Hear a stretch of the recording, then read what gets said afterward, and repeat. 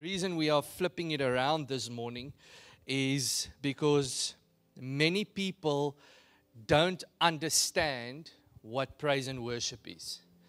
If you are like me, then at some point in your life you fell in this boat or in this rhythm, and you can go to Psalm 100, and we're going to read the whole Psalm 100, all 5 verses together of Psalm 100. But you can go to Psalm 100 so long, and you can keep your finger 5 chapters back. I don't know how far back it is in your Bible, but we're going to read Psalm 95 as well.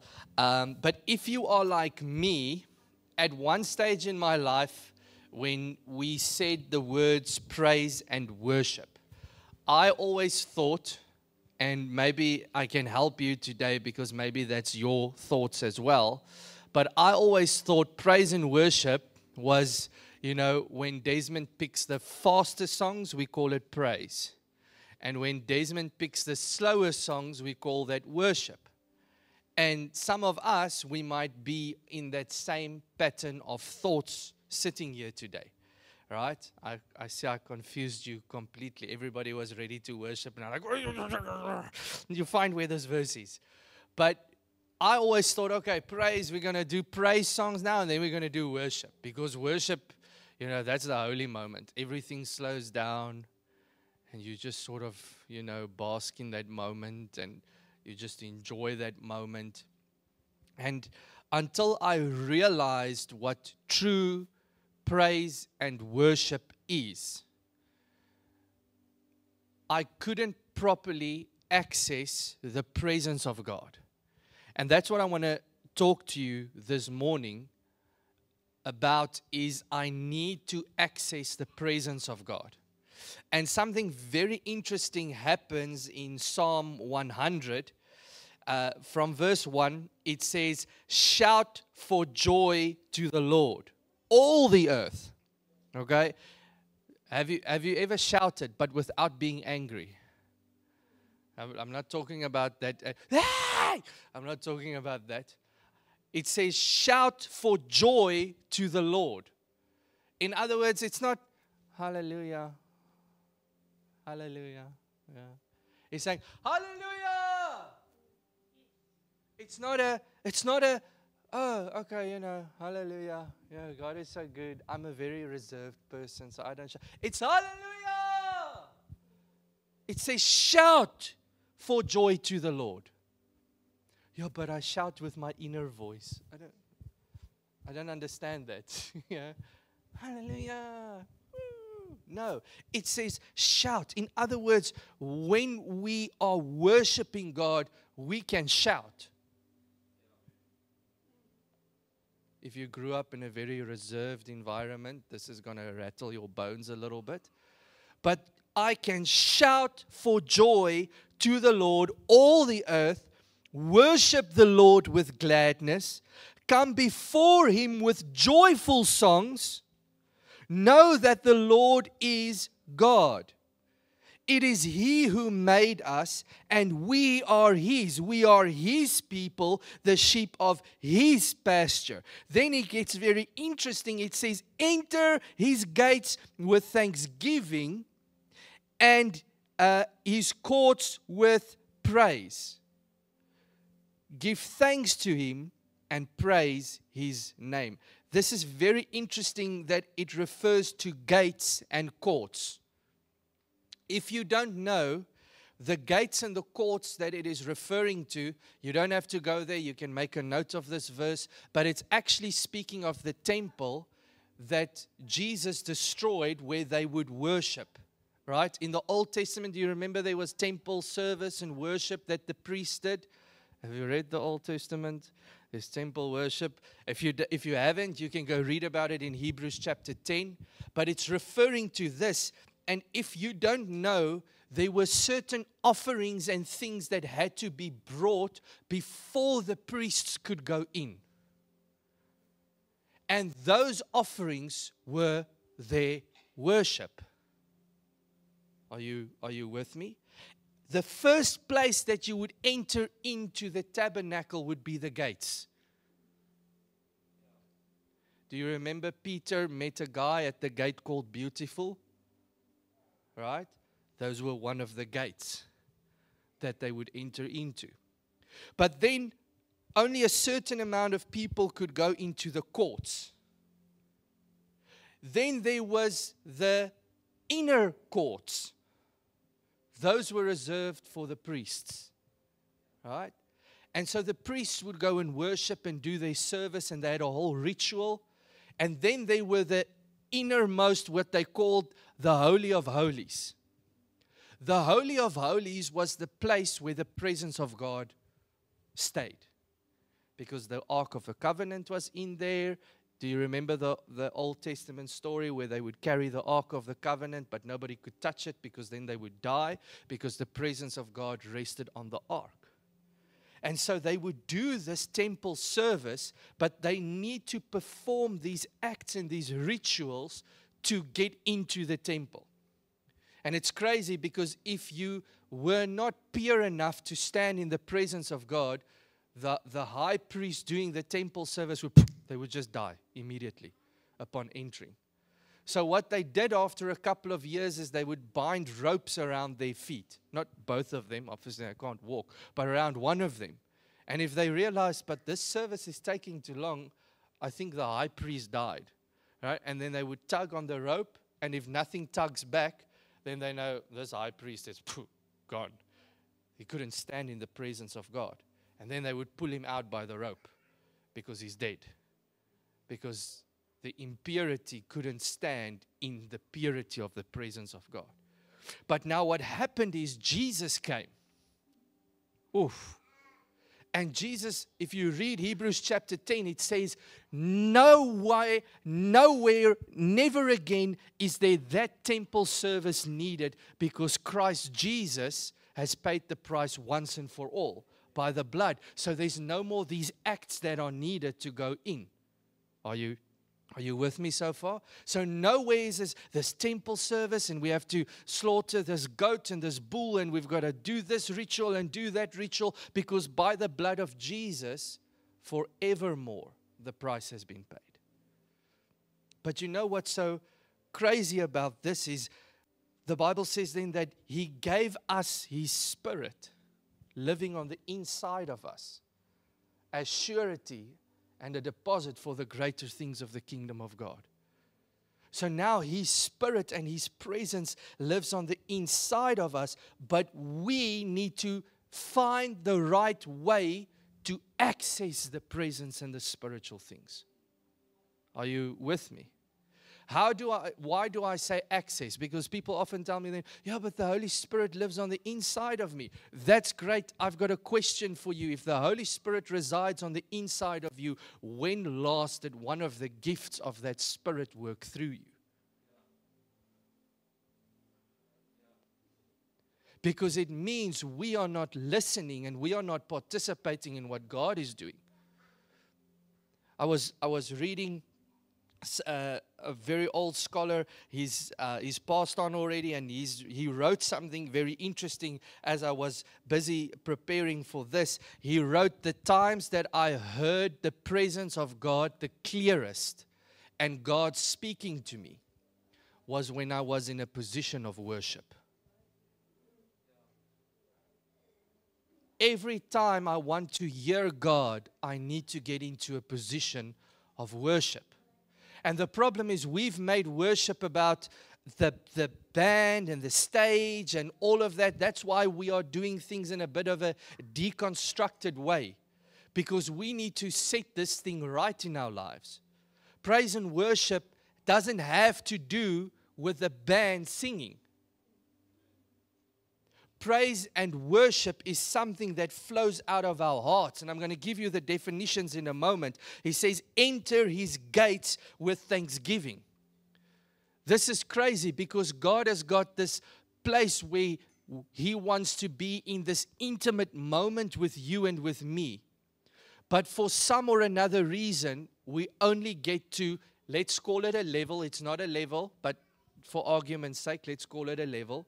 We only get to the first level of intimacy. And you know what the first level of intimacy is? Thanksgiving. as Christians, I see so many Christians, we just stuck in this place. God, I just say thank you because you're a good God and you're a provider, and I thank you for what you've done. Amen. Praise Jesus. Hallelujah. And there you go. It's done. And we only enter the gates. Did you know there's a deeper place of intimacy that God wants to have with you? That deeper place of intimacy is called worship. I'm going to share with you. He says, enter his gates with thanksgiving. What is thanksgiving? Thanksgiving is celebrating the goodness of God. Are you with me?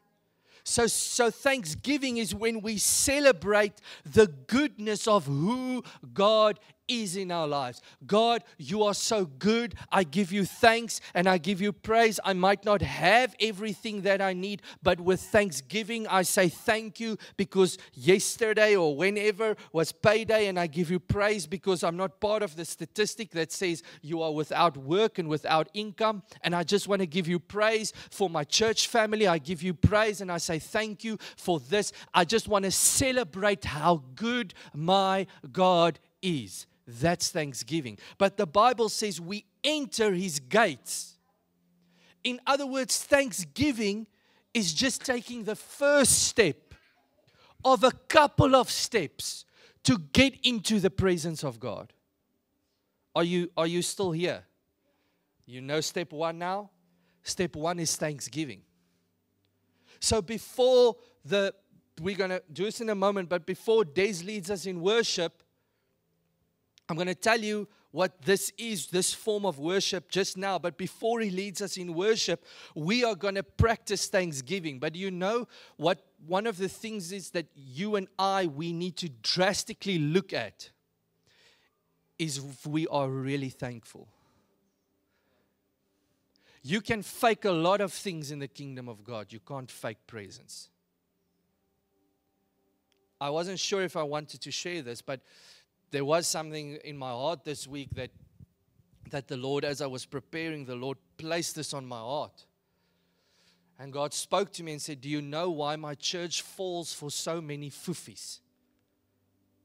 He says there's so much fake presence out there. It's because my church doesn't want to practice my presence.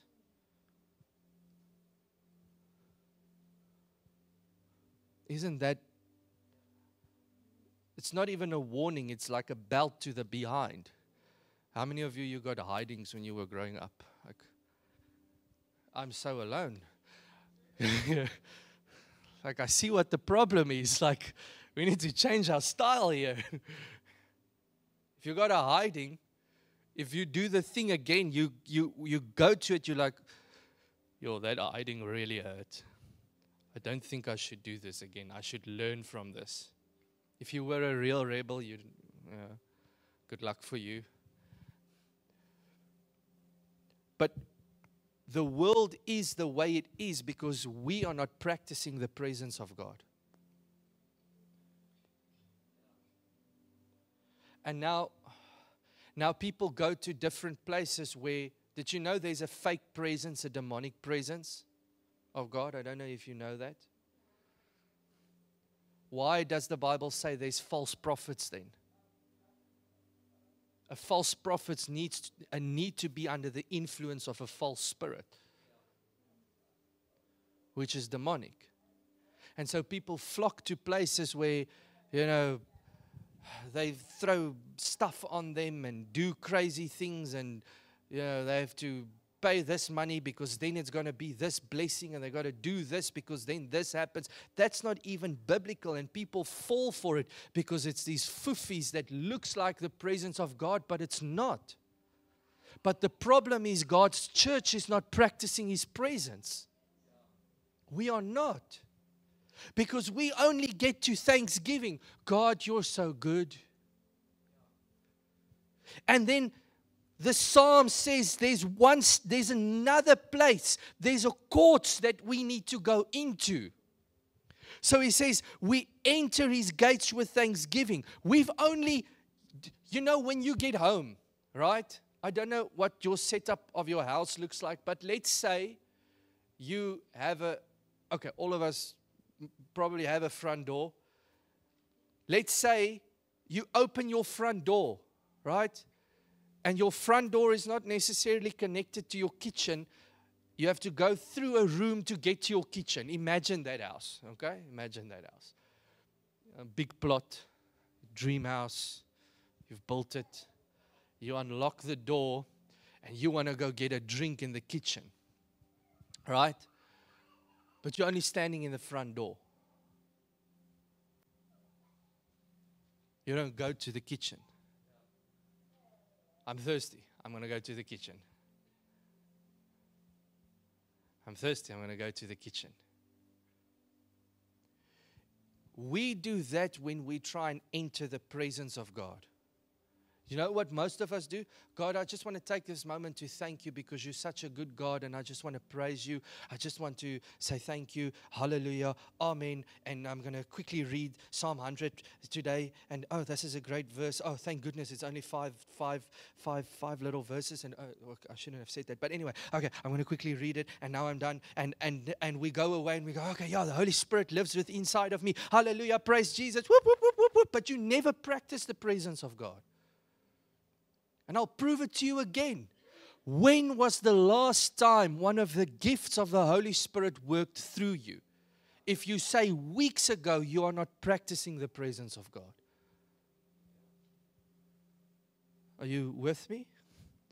So thanksgiving is acknowledging and celebrating the goodness of God. I want you to go those 5 chapters back to Psalm 95, verse 1 to verse 5. Psalm 95, the 5 first verses. Look at this thanksgiving and this praise.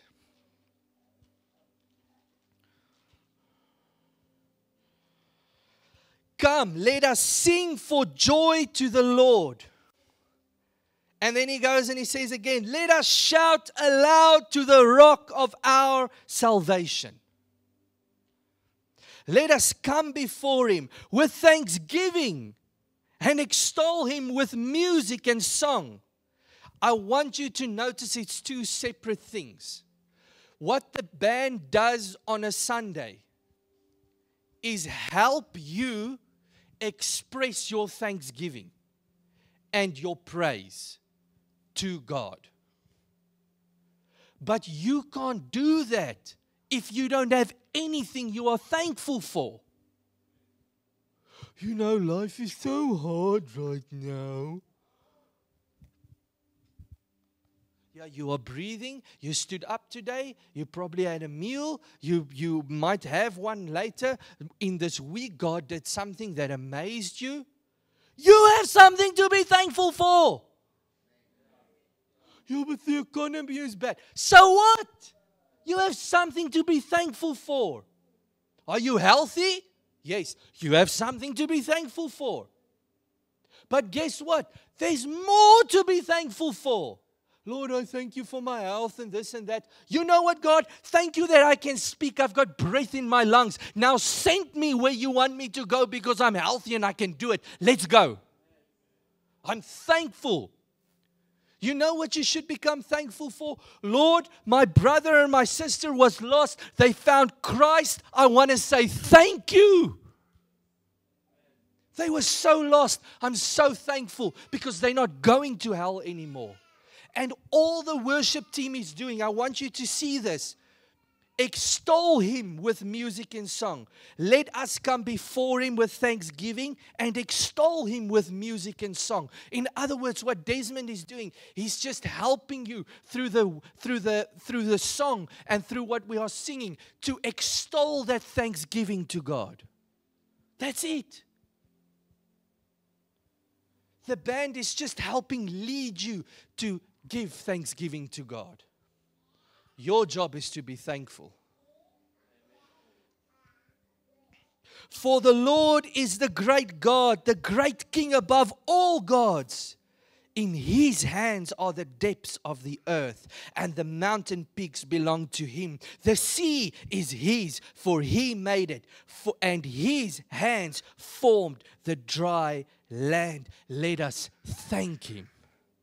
What is praise? The Bible says we will enter His gates with thanksgiving. We will enter His courts with praise. When we praise, we acknowledge and express God's work and His attributes. So what is thanksgiving? Thanksgiving is when we celebrate what God is doing. But praise is expressing ourselves of what God has done in our lives. That's why you read verses. I actually have I've got too many. I over-prepared. But anyway, if you go back to Psalm 95 and you read from verse 6 to 11, let's do that. Look at how they praised. Come, let us bow down in worship. It's a form of praise. Hello? I haven't read one thing here that says praise is this.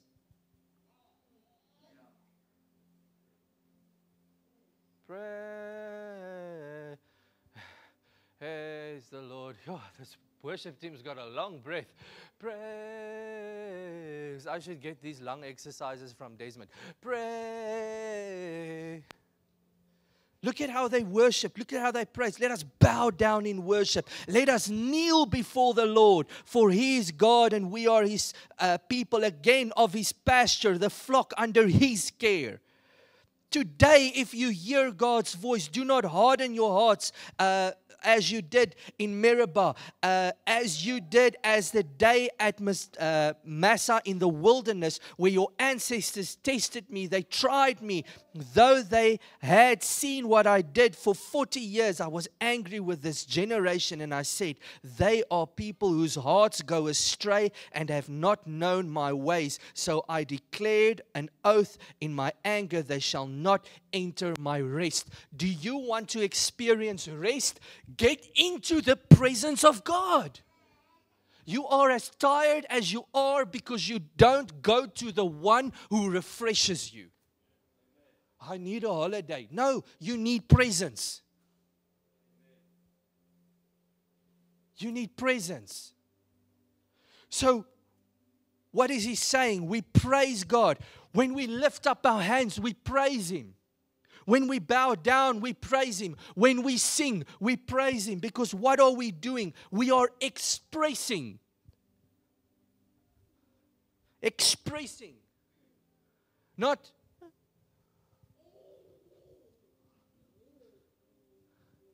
We are expressing to the King how good His work and His attributes are. So thanksgiving is when we stand and we say, God, let's take this moment. We can do thanksgiving in prayer. God, I take this moment because I want to celebrate you. Because guess what? I thought I wasn't going to make it, but I've made it. And God, I'm standing here by the grace and the glory of the King of Kings. And I want to say thank you and celebrate all you have done. But now, God, to celebrate who you are, I want to express and acknowledge that, God, you are good. With hands lifted high, I will praise you. I will bow down and say, I adore and stand and kneel in awe for the King of Kings. I will express with words, hallelujah! Because my God is good. That's thanksgiving. That's praise. So what is worship then? Worship is our response to what God has done and is doing in our lives. Worship is intimacy between us and God. Worship flows from His presence. I've learned something. I cannot properly worship God if I don't get to a place where His presence is everything in my life.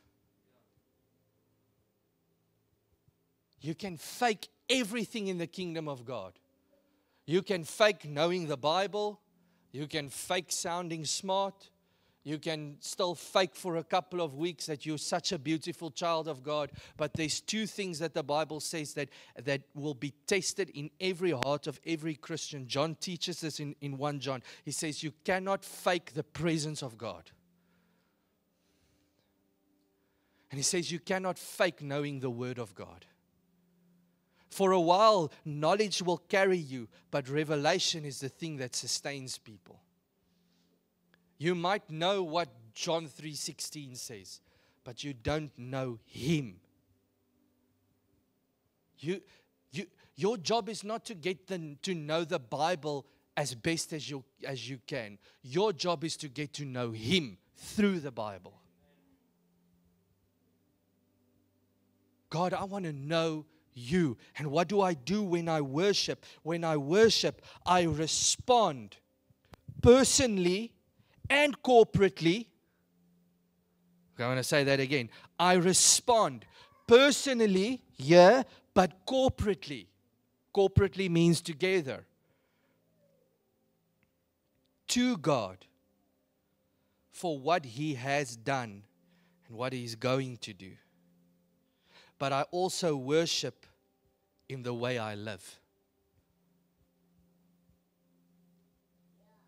In other words, what is this worship? What is this moment? Okay, let's take this step for step. We step in with thanksgiving and we say, God, You are so good. I just celebrate You. I celebrate Your goodness. I celebrate everything that You are in my life. Then I take another step and I say, God, now this is the place where I'm going to start praising You. I'm going to lift up my hands. I'm going to kneel down in Your presence. I'm going to maybe take a shout of joy right now because I just feel so joyful. And I'm just going to go, hallelujah! And I'm gonna stand here, and I'm not just gonna clap because I'm a person of rhythm, and now I like this song, so I'm gonna clap. I'm gonna clap because I'm clapping for Jesus today, and I'm acknowledging that my God is great, and greatly is He to be praised. I acknowledge Him. I acknowledge His goodness today, but I'm expressing it. That's what praise is. Praise is this expression unto God. So now I've taken the next step. So it's first I come and I go, Lord, I'm here to thank You. I'm here to praise You. Do you know you can do this in your personal life when you're home? That's why sometimes you listen to a song like The Goodness of God. And it moves you. You're like, whoa, why is... And sometimes people think, it's the anointing of the people that sang the song. No!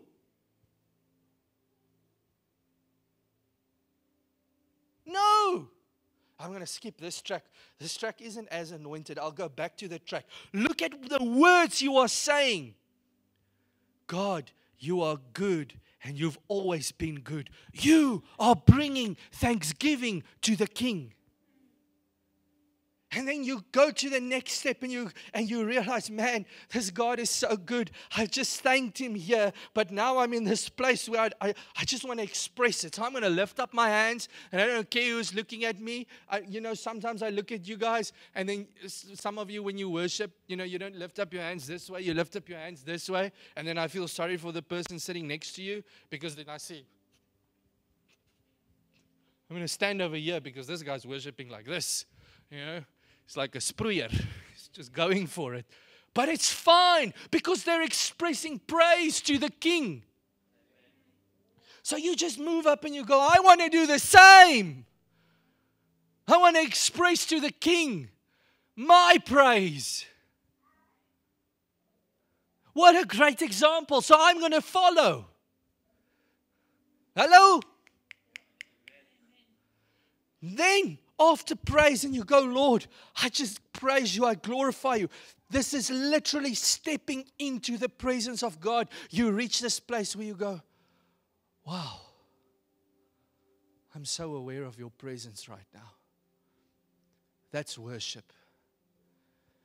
The moment of intimacy between you and God, where God can look at your heart and share with you. You can share with God. And sometimes when you're in that state of worship, you can still praise because you can still kneel down. You can still lift up your hands. Nobody has to tell you, lift up your hands. You just go, wow. I'm standing in awe of the King. His presence is here. He is here. I'm standing in awe. Wow, God, you're speaking to me as I worship, as I praise, as I glorify. You're speaking to me, God. You're speaking into my heart. You're speaking into my life. You're showing me. God, I want to express in this moment of worship how great you are. Sometimes you're in that moment of worship and you can't help it, but the tears flow. Sometimes you're in that moment of worship and you just go, wow, God, you're good. Sometimes you're in that moment of worship and you just go, Lord, right now, I just want to pray, because sometimes in worship, God puts on your heart to pray, or to pray for people, or to pray for somebody. And you go, Lord, in this moment of intimacy that I have with you in worship, I just want to pray for somebody. This is the person. Sometimes in that moment of worship, God will tell you, hey, I want you to share something with somebody. I want you to do something. I want you to move. You see, so praise and worship isn't this thing where Des plays guitar and he sings a nice song, and, some people, this is going to be dangerous. Some people treat it as entertainment. That was a good one. Or, if it's bad, then they want to be critics. You're not at a show. If ever you come to the church and you treat praise and worship as a show, this is not the church for you. Praise and worship is ordinary people with certain talents that helps you express your thanksgiving and your praise to God, and helps usher you into the moment of intimacy with the King. You are not at a show. Never will you be at a show. Because what we do here is we say we want to help you to sing. Because we know some of you, when you sing, it sounds like when my cat caught a rat and the rat is trying to get away. Have you ever heard a rat trying to get away? So the music is loud, and that's fine. And some people clap off beat. But clap off beat. Because it's not about the music. It's about your expression of praise to the King.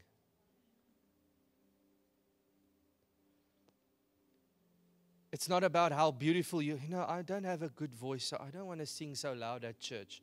Rubbish! You can be the falsest one in the room, but you will make a beautiful sound of praise to Him. Because God doesn't ask you, the people who can sing very well, will you all please bring praise to me? Show me that verse. No, this verse says, I'll read Psalm 95. Extol Him with music and song, all people. All people. In Psalm 100, who was the one shouting and give Him thanks? All of the earth. So this morning, we are flipping it around.